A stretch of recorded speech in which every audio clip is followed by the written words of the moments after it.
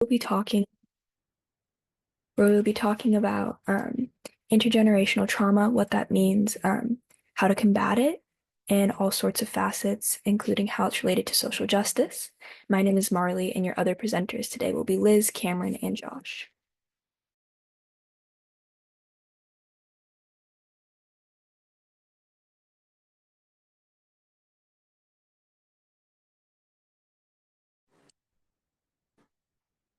Here we have the table of contents. First is the intro, who are we? The second is going to be intergenerational trauma. Third, first generation. And four, lack of acknowledgement. For our second part of table of contents is social justice, call to action, and last but not least, Q&A. All right, so just to let you all know about who we are, all of us are interns at Connected to Lead, which is a Los Angeles-based nonprofit whose mission it is to create a safe and supportive space for all sorts of people, helping them to make connections and strengthen the leaders within them. The values that Connected to Lead has are equity, diversity, leadership, resilience, and service. And I think, and our group thinks that all of these things go hand in hand with combating social justice issues. One of which is a cycle that often repeats in families, specifically communities of color, which is intergenerational trauma. So we wanted to talk about this to bring light to it and help all of you understand how to combat it and within your own family structures. Intergenerational trauma. What is it? Who does it affect? The definition of trauma, the phenomenon in which the descendants of a person who has experienced a traumatizing event show adverse emotion and behavioral reactions to the event that are similar to those of the person himself or herself, according to APA Dictionary of Psychology. Intergenerational trauma could also be called historical trauma, multi-generational trauma, and generational trauma. And it's basically just trauma that can be passed down from generation to generation.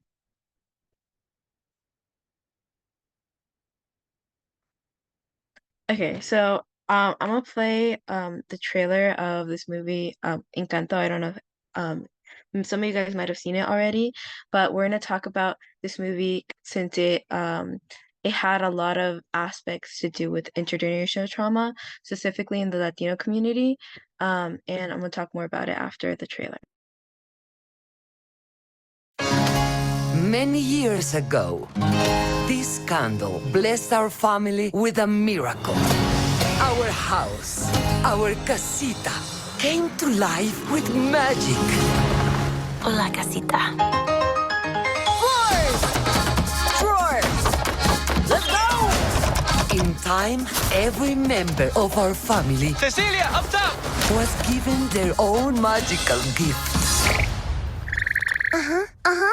I understand you. I'm not super strong like Luisa. The donkey's got out again. On it! Or effortlessly perfect like Señorita Perfecta Isabella. But Mama, why am I the only one that didn't get a gift? You're just as special as anyone else in this family. You just healed my hand with an arepa con queso. Casita? What's going on? The magic is in danger. We gotta get out of here! We must protect our home. We must protect our family. This is my chance. I will save the magic. Wait, how do I save the magic? I'm losing my gift! Mirabel, the fate of the family is gonna come down to you. I can't do this. Let me help you. The rats told me everything. Don't eat those. Even in our darkest moments, there's light where you least expect it.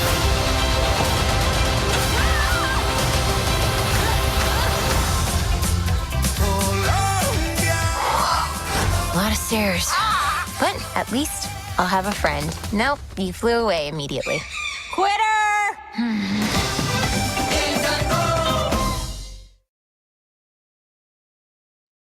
So if you guys haven't watched it already, I totally recommend. It's one of my favorite Disney movies, um, as of recent. But basically, is a movie about a family who was given a miracle after the abuela or the grandma had to flee her home and lost her husband in the process.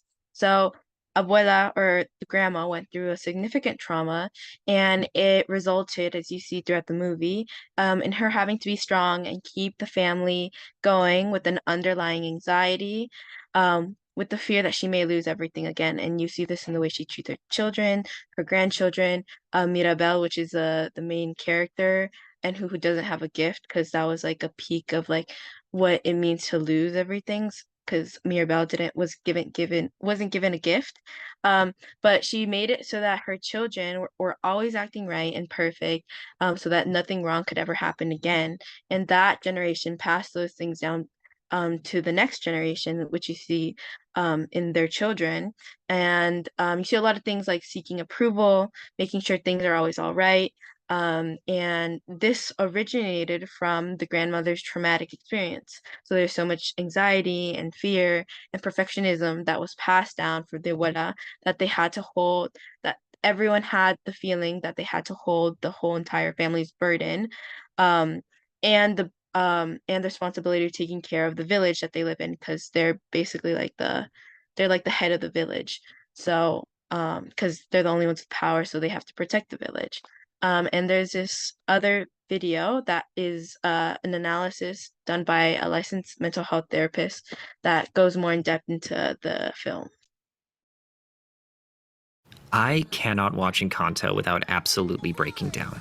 When I went to see Encanto in theaters, I did it because it was basically the only movie out at the moment that seemed entertaining. I did not know what I was getting into. The movie starts with a Pixar short about a raccoon parent trying to protect their curious cub while they search for food on the beach. The parent has a scar and absolutely no patience for their child's antics. It becomes obvious why later, when the cub's curiosity lands them in trouble, as they come face to face with a coyote. They escape, but not before receiving a scar like the one that adorns their parent's face.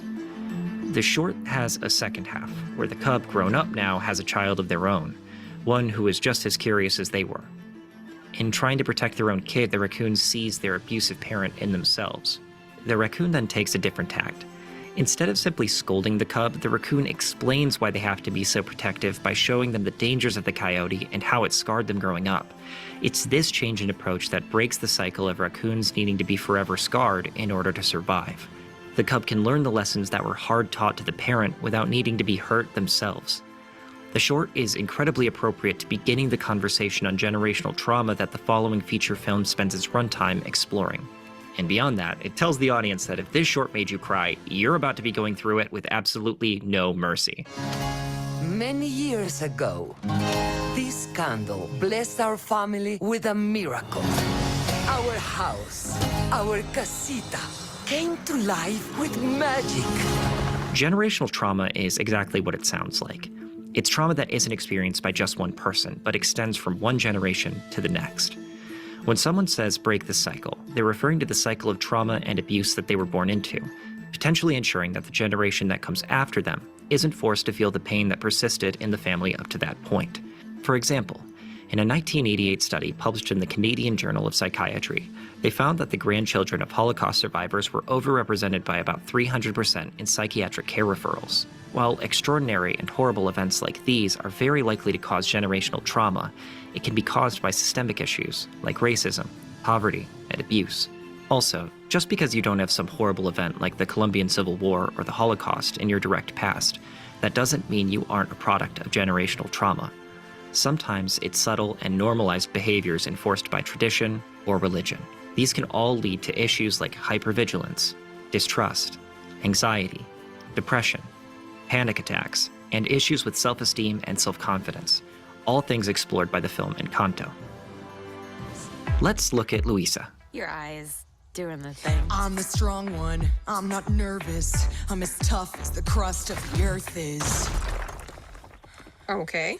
In her song Surface Pressure, she expresses the burdens she willingly and without complaint takes on for the whole family, even though the endless expectations are slowly wearing her down.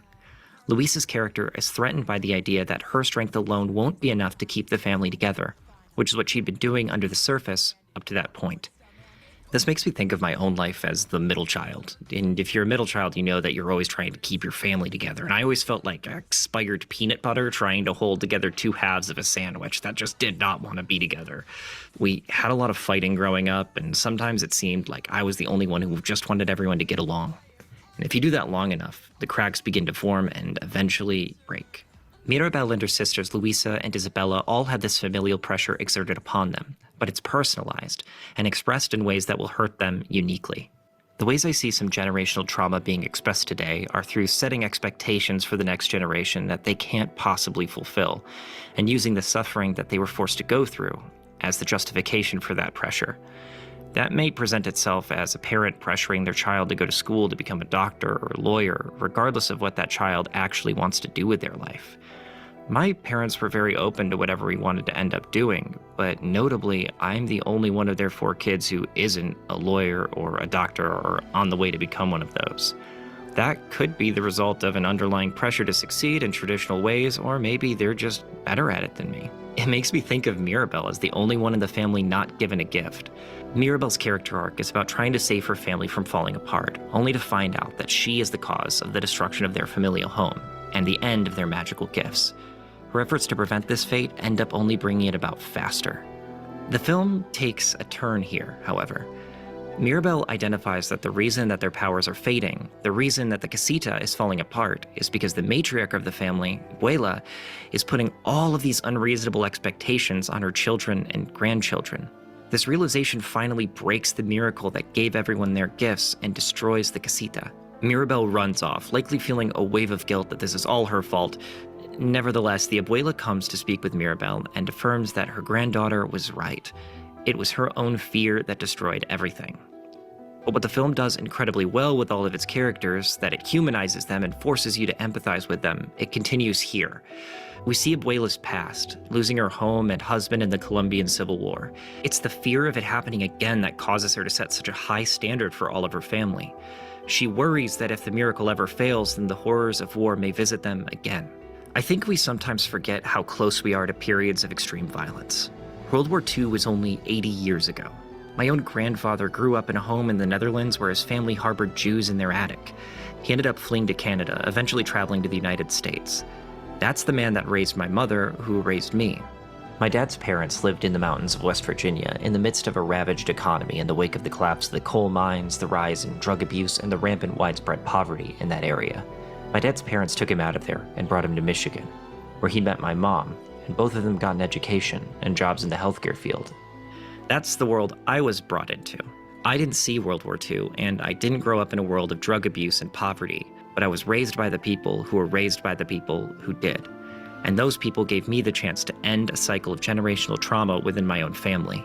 The thing that Encanto nails is that it doesn't excuse or forgive Abuela's actions just because of the trauma.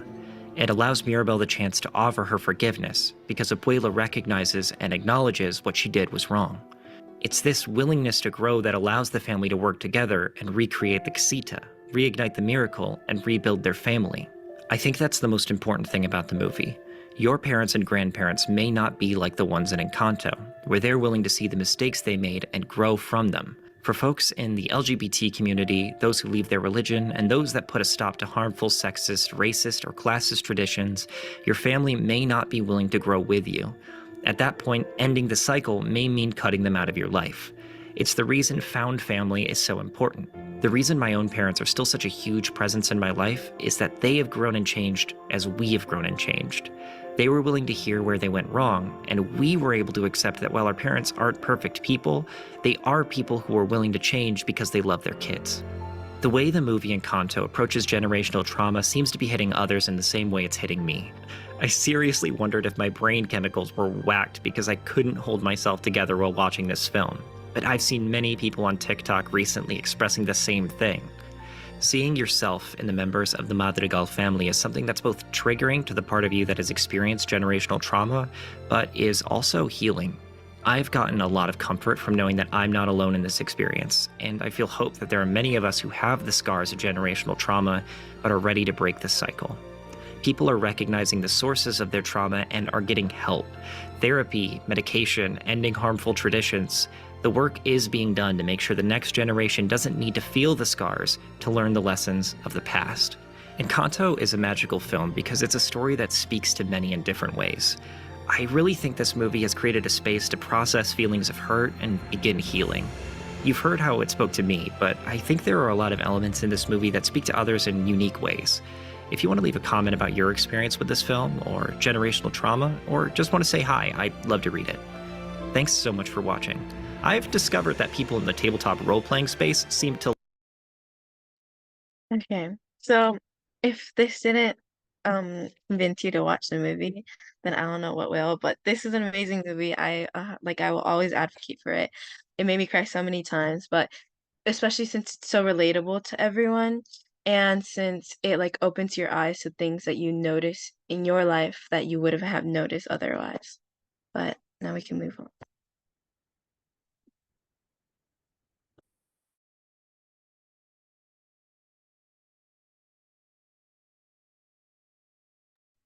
All right, so now we're going to talk a little bit about lack of acknowledgement and what happens when trauma goes unnoticed. So as you saw in the analysis that we just watched, one of the key factors was the grandmother recognizing the mistakes that she had made and having the willingness to grow for them. And this was a really pivotal moment in the movie because the moment that the trauma was acknowledged, helped to mitigate the negative repercussions that it could potentially lead to. So intergenerational trauma is something that can happen in all families and in all communities, but is especially prevalent in communities of color, because as a cultural stigma, typically these communities do not recognize trauma, and this leads back to a root of thinking that mental health issues are seen as taboo, weak, or lazy, and it just goes typically untalked about in a lot of these communities of color. So, as we saw in the movie, the cycle was able to break, but for many families, the cycle repeats and continues because when trauma is denied or invalidated, suppressed, or even minimized, it can lead to bigger issues such as mental health problems, inner conflict, confusion, and toxic behavior. Trauma is caused by unresolved emotions and thoughts about traumatic events, which essentially lead to these negative repeated patterns and behaviors. And we are lucky enough to see how intergenerational trauma is being represented in media now and bringing awareness to it, specifically in a movie like Encanto. And having the audience be so young, like a Disney movie, but also making it relatable all the way up to adulthood is a prime example of how these lessons can be learned at a foundation, but can also be learned for older audiences who maybe didn't get that foundation of how to address it in their childhood. Okay, so now I'm going to talk a little bit about refugees and who this group of people are. So typically refugees are a group of people that are at higher risk of experiencing intergenerational trauma. They're defined as a person who has been forced to leave their country in order to escape various events such as war, persecution, or a natural disaster. So I'm going to be talking a little bit about the children, how they're affected, and then the parents, how they are affected. So as I said, in the foundation of childhood, we are kind of like sponges as children, absorbing everything and maybe not having the resources or means to let go of the things we absorb. So children are especially vulnerable to trauma, especially when resettling in a place that wasn't originally their home, because it will disrupt, their learning patterns, having to go to a new school or a new home, as well as potentially adapting to language barriers in these communities and new environments, which can be especially difficult. And as for parents, their caregiving practices might be disruptive due to their change in environment. And parents often show examples of post-traumatic stress disorder and encounter additional challenges in their new host country simply because of the fact that they moved from a space that was once their home and was possibly destroyed by external factors, but additionally because they have to not only cope with their changing life and changing world, but also having to try to be a parent that is there for their child who is also experiencing this in similar ways, but also in very different ways. And so essentially, a lot of these individuals will go to host countries, which are the places and nations that they would flee to in these events. And a lot of these host countries don't have appropriate mental health care systems or healthcare systems in general, which can worsen the symptoms and essentially make it easier to transmit generational trauma to further and the next generations. And because of this, the cycle repeats and continues. And when individuals don't have resources to combat these issues on their own or in a community space, these issues just become more and more prevalent. And this is something that is seen for a lot of refugees. All right, so we're gonna move on to the first generation. We're gonna first start off with the definition. So for the definition of first generation, it's been defined in many ways, but for today's intents and purposes, we're going to use two different definitions. The first one being someone who is born to immigrant parents or the first to navigate certain aspects of American society. So the second definition definitely is very applicable because especially to this presentation, the first generation trauma is about the experiences pretty much. So the clashing of American versus the cultures and societies of their parents' ethnic origins, of their home country. These children are growing up faced with multiple cultures that they have to find a balance with, and oftentimes they don't feel like they belong in either. They're moving from a home country to the US, or maybe their parents are, and of course they don't speak English at home, so they have to learn English at school, and that contributes already to a little bit of ostracization. And there's so much guilt and pressure, especially when it comes to, for instance, first generation Latinos who have extra guilt and the pressure to prove to their parents that, sacrifices were worth it. And this can induce a lot of imposter syndrome, especially in educational settings as children grow up to be going into higher education or even just in work, in education, just in general.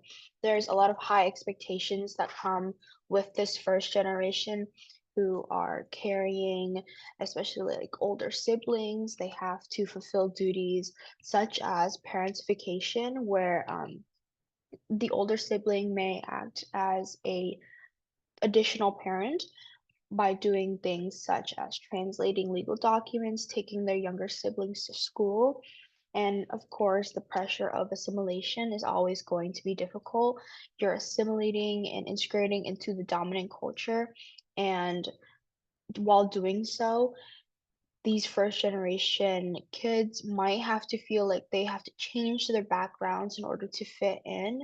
One very common example would be changing the pronunciation of your name so that it's sort of Americanized and easier to pronounce on like American tongues. And yeah, first generation. Okay. Next, we're gonna go. No, that's your job, sorry. Alright. Next, we're going to be talking about connected to social justice.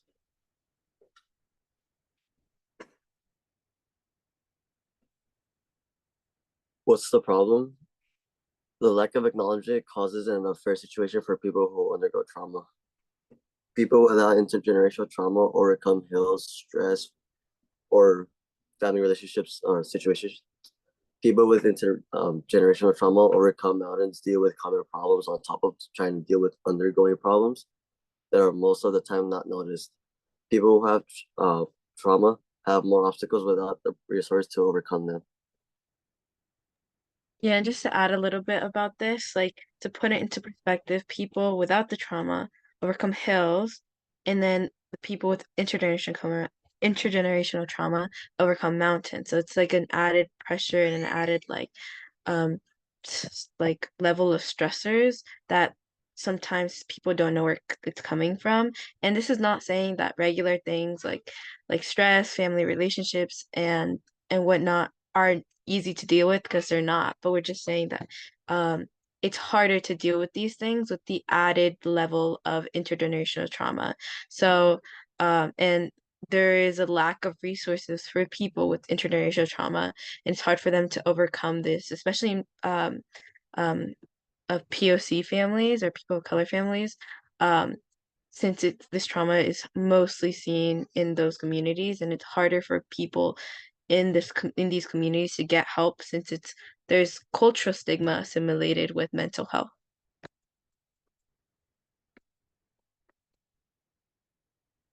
Okay, now we're going to talk about our call to actions. What are some ways to cope? So what are some ways that what are some things that parents could do to help children who are struggling through this?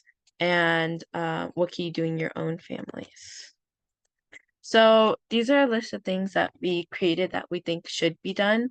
Having more mental health resources available for POC communities, because like I said, there's a lot of cultural stigma that makes it super hard for people to try to get help. And trying to get help or seeking help is probably one of the biggest like hills to overcome, since it's like it takes a lot of courage and it takes a lot of understanding from families to try to get um, help and resources.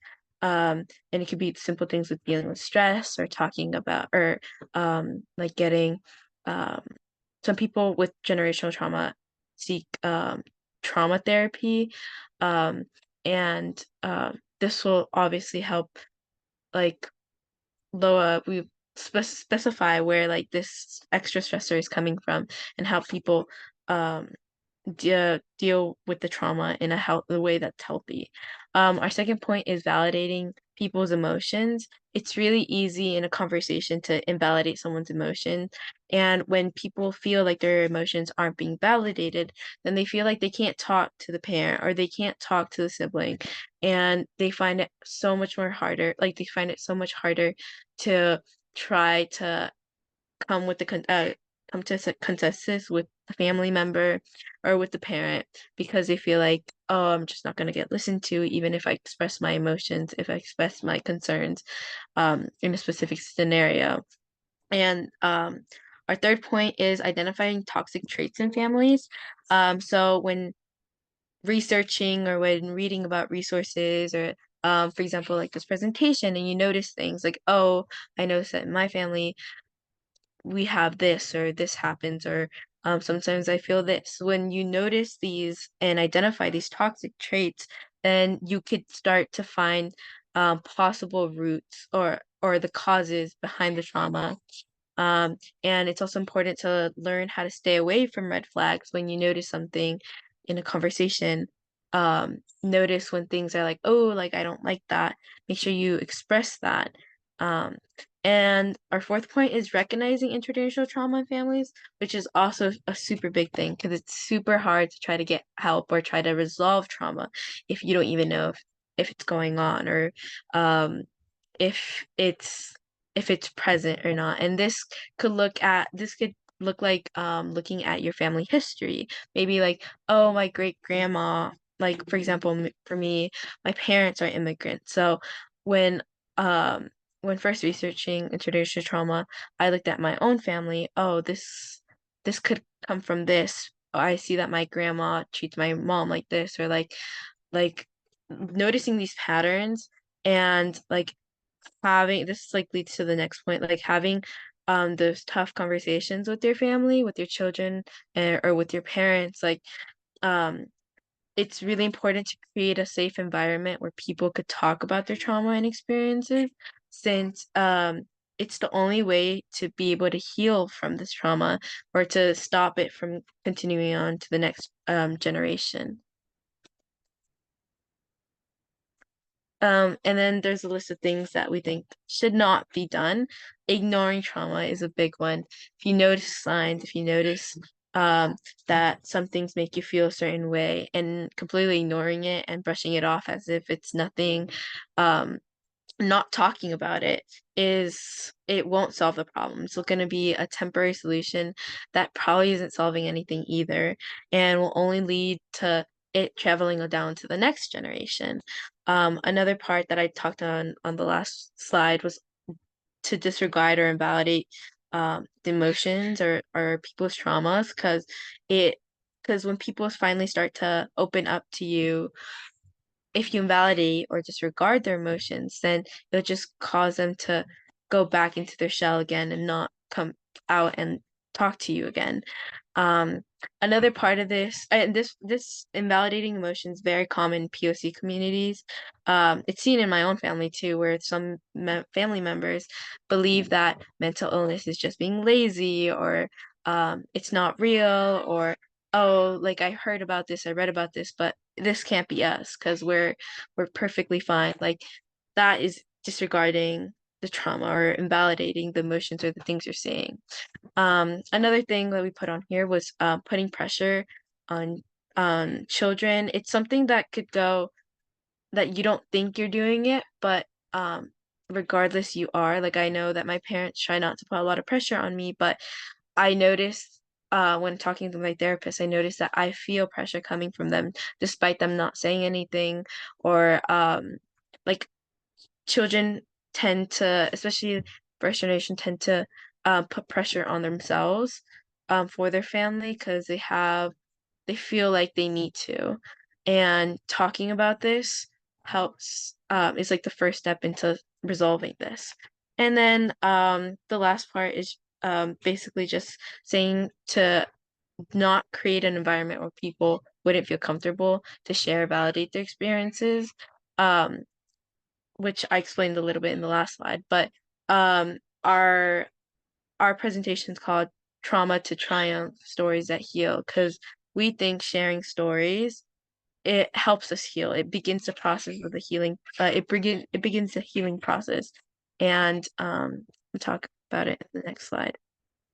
But the power of sharing stories. So um, we like the biggest benefit from sharing our traumatic stories may come from starting to make sense of a census event. Um, we could help our trauma heal by starting to share these stories, by um, um, as humans, we try to gravitate towards processing and trying to make sense of our experiences. And when things don't make sense, when things are clicking in your head, then like it creates other anxiety and another stressor, and more pressure and more confusion in your mind because you're like, I don't know why I'm feeling this way. I don't know why I feel this pressure, um, and whatnot. And that's why treating this and looking for help for this is often geared towards finding a sense of meaning. So that's why treatment for this is usually, it looks like either family therapy or trauma therapy, or even talking to your families is could be seen as a treatment too. And that was basically the end of our presentation. We hoped you liked it, and we're here for questions if you have any.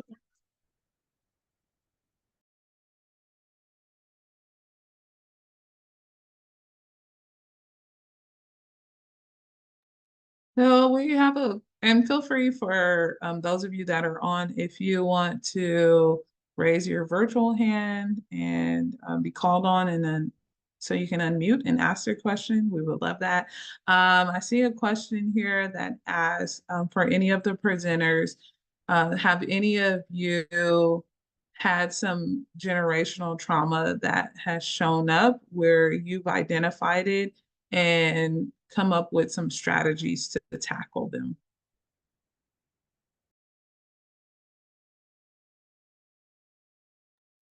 Okay, I could respond to that. And if you guys want to also join in after. I think um it I feel like in my family it's very prevalent, and when researching this, because I found this topic really interesting after watching Encanto, I like went on a whole tangent and like researched a whole bunch about this because I saw so many aspects of the movie in my family and in my everyday life, especially since my parents are immigrants. They immigrated from Guatemala, and I saw a lot of the same behaviors of the feeling of perfectionism, the feeling of trying not to let down your family, trying to make parents sacrifices worth it. And when I started to notice these things, I started to talk about it with my sisters. And because I have a bunch of siblings, I have an older sister and two younger sisters and two younger brothers. And I started talking, but my little brothers are like 2 years old, so I can't really talk to them. But I started talking to my sisters, and in doing so, we're like, yes, I noticed this, I noticed this. And I feel that opened up like I feel like I felt my emotions and my feelings really validated. And when I started getting therapy, it it just like all made sense as to like why I felt the things I felt. And I feel like having that like safe community with my sisters is really helped in like that like healing process. And we tried talking about it with our parents, and it wasn't the most perfect scenario because the more we mentioned it to our parents, my parents were like, "No, like that couldn't be us. Like, yeah, this is true. Like, I've seen this happen, but like, no, like we're completely fine. Like, I don't think we went through a traumatic experience." And from the stories that they tell us about immigrating to the United States, about not knowing the language, about like coming here with no money and in debt and like everything, like obviously like there's gonna be trauma in that. There's gonna be trauma in the way that they came here, and like the pressure of them trying to find like trying to find a like comfortable life for us to live. And so it's like not always the easiest to talk to your parents or to talk to your families, but finding that safe community like how I found in my sisters is really important. And we're still to this day trying to like ease in like slowly because I know they're not gonna take it like in the best way sometimes. But yeah. I don't know if anyone else has anything to share on that. Yeah, I can add on to that. So I'm an only child, so I didn't have necessarily siblings to back me up on this, but after like learning and doing my own research, I was able at the start of my high school, so 4 years ago, like to go to my parents and talk about um like seeking mental health resources and services for myself. And I think that really widened their eyes to the amount of pressures that can be put on individuals and even they had been putting on themselves and like their parents put on them. When I seeked services, my parents were also able to put themselves into therapy, which is a really big step in my family. And all of us being able to understand our own personal dynamics and how that affects our family unit. And like resources such as therapy aren't always available to everybody, especially like with cost or if insurance doesn't cover it. But helping your kids or you helping your parents find affordable and accessible resources is key. There's a lot of community partners that have services like this, such as like Open Paths, which is something local in LA, or even finding things like hotlines or warm lines to call can be super helpful because, again, like having resources as robust as therapy isn't always an option, but talking about mental health, even in smaller forms or um, less like professional settings, can be super, super helpful. I'm just gonna chime in for a little bit just to answer the first part of that question, which is what is an instance of intergenerational trauma that is noticed? And I'm just gonna say, I think the most prevalent but also easy mistake that can cause trauma to be passed down is like an overreaction to mistakes. That's the greatest thing that I think anyone who has either immigrant parents or just parents in general is that a lot of times parents don't realize that a disproportionate reaction to mistakes can really cause a like decrease in self-esteem, especially when these young children are getting yelled at for things that were intentional. So I feel like that is the smallest but also such a significant place that we can all start at is to just regulate is to just regulate responses to mistakes and just be able to recognize that the first instinct to react to a mistake should not be to yell, should not be to feel aggressive, but should be just to process that mistake with the kid and just slow it down.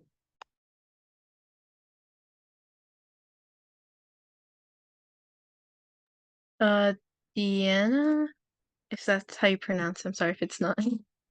Yeah, Deanna, thank you. Um, First, I just want to say you guys did an incredible job, and this is a really important topic. So I'm glad that we're discussing it today. So I know everyone's starting to become more self-aware of intergenerational trauma, and we're trying to break those cycles. From a parent standpoint, I know I was a kid too once, and I've definitely gone through that with my family. But my question to you guys would be, what are some proactive steps that you guys can think of to help us parents foster and adults really that resilience in their children to try to prevent the transmission of those future of that trauma to future generations, but also just again try to make them as resilient as possible? Because I know, like in our own family, we're noticing the kids are having a tough time with all those pressures, right? Not everyone is um, aware of those things or actively working on those things. And so, how do you still maintain contact, provide the most supportive environment for your kids, and just keep them on the path to resilience so that they can continue to break those cycles as well?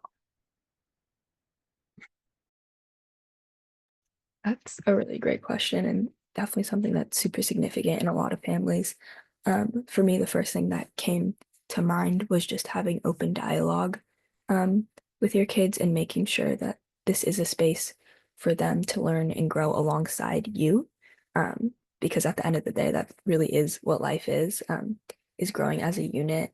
Um, and obviously, like your kids will grow up and you will be able to have like more comprehensive conversations with them. But I think depending at their age, like starting very young and just being a person that they feel that they can go to. And you don't always have to facilitate the conversations, but I find um, when I can feel like love and support radiating like from my parents just being themselves, I am so much more open to talking about how I feel and like being able to feel comfortable going to them with the issues I'm having and like starting at a young age and like prompting those conversations and um being open like on maybe a more simple level and then following up in those conversations as they get older and as those feelings and their feelings and dynamics become more complex to the situation and just from my time and what I found most helpful is having somebody I can go to talk to.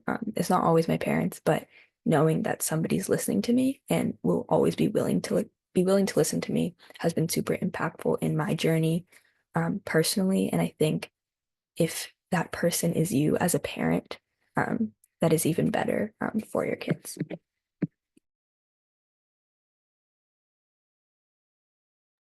I love that. Thank you.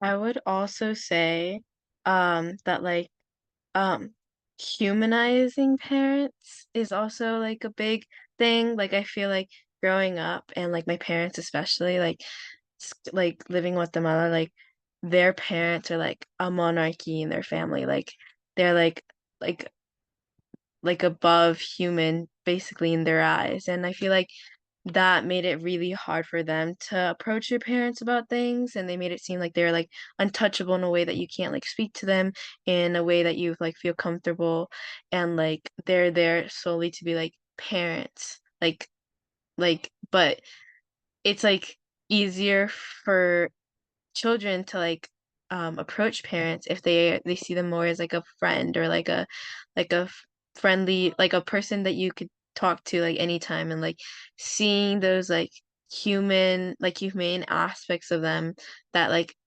takes them off that pedestal and creates and puts them in the same level is very helpful in like creating that very safe and um like welcoming environment.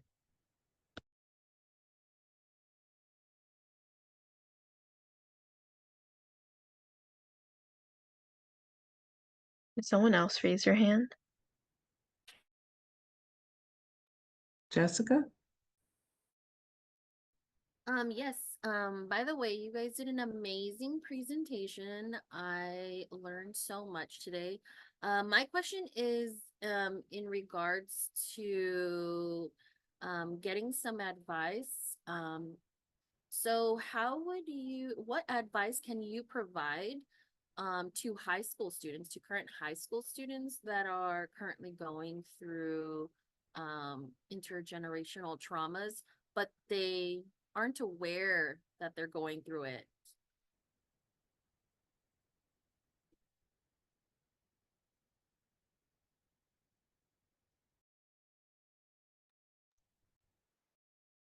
Dominica.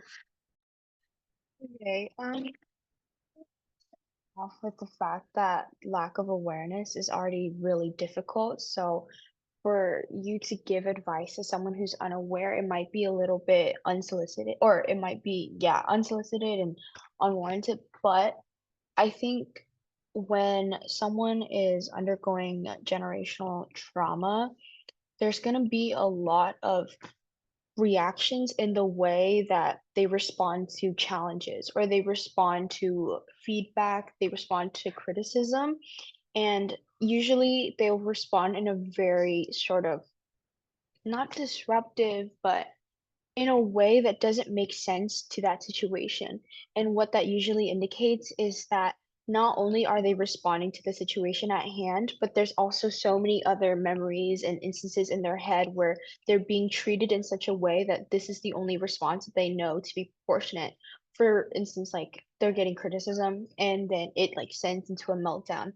That is usually an indicator that, it's being passed down. And I would say the easiest way would just to be to have them have that moment where they would react to situations, or just have them absorb that moment, but then I guess talk to them through that sort of thought process. At least this is what therapy has indicated, but um talk them through that process and talk them through why their mind went to certain places that it did. Talk them through sort of just how did you come to that conclusion that this was the appropriate response, and just like sort of ease them into understanding where that reaction came from. And that could be just a really good place to start to become aware, because I think you have to become aware first for you to be accepting to help. So yeah, just the first few steps into being aware that there is generational trauma at play. That is, I would say, what is most important.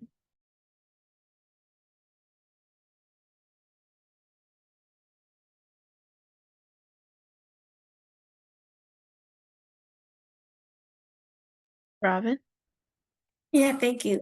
First, thank you so much for putting this together. And I'm so grateful for how open and sharing everyone has been. I know that can be very vulnerable, but I think you guys touched on it, that there's so much power there when we create spaces for honesty. And, you know, the example of that movie, Encanto, I think also kind of relates to how hearing and seeing it can spark something inside. So my question is to anyone who's willing to kind of share is, where were you kind of first introduced to this, or where did you start identifying it and making those connections for yourself and seeing it, play out in your lives and within spaces that you interact in?